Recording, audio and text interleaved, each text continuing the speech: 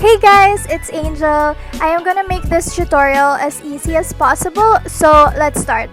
Starting off with a light brown shade as my transition color, then I place this peachy color just above my lids and make sure to blend.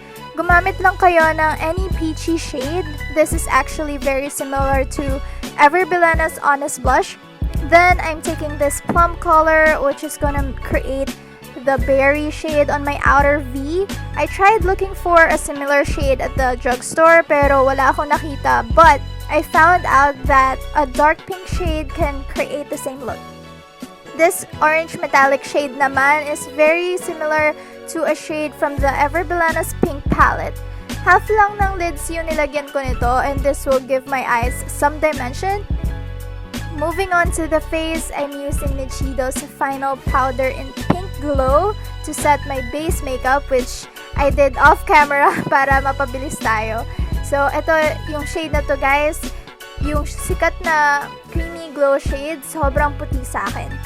Back to the eyes, yung peach shade, nilagay ko lang very carefully sa lower lash line. Then, yung plum shade, I placed that very precisely sa outer part lang ng lower lash line. Then, I placed the shimmery orange shade on the middle of my lower lash line. And then, to highlight my inner corners, I used this yellow shimmery shade, which is my first time to do so, and nagustuhan ko talaga.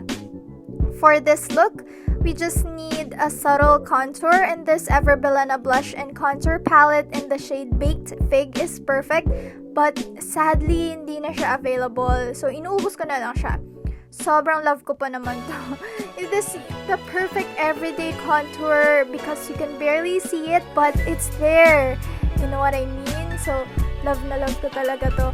Now, for my paborito, the blush part, I just use this basic pink blush with gold shimmers. Very similar to sa Milani Blossom Time Rose Blush. To finish my eyes, I just curled my lashes and used this Hyper Curl Mascara from Maybelline. So, voila! That's the finished look for my eyes. For my highlighter, I used this yellow highlight shade from the palette, which is very similar sa Everbelena highlighter. Yung yellow, guys. It's still stunning but very wearable. I wanted to go for a nude lip, so I used this organic liquid lippy from Super Beauty and Canopus, and I topped that with a nude peach shade called Astra. Naalala ko lang guys na hindi na pala din to available. So, inuubos ko na lang yung mga makeup ko. Here's the finished look. Sana nagustuhan nyo. If you did, please give me a thumbs up and subscribe.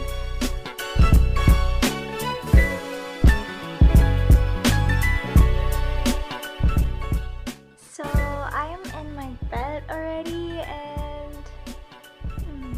I'm really loving this eye makeup look.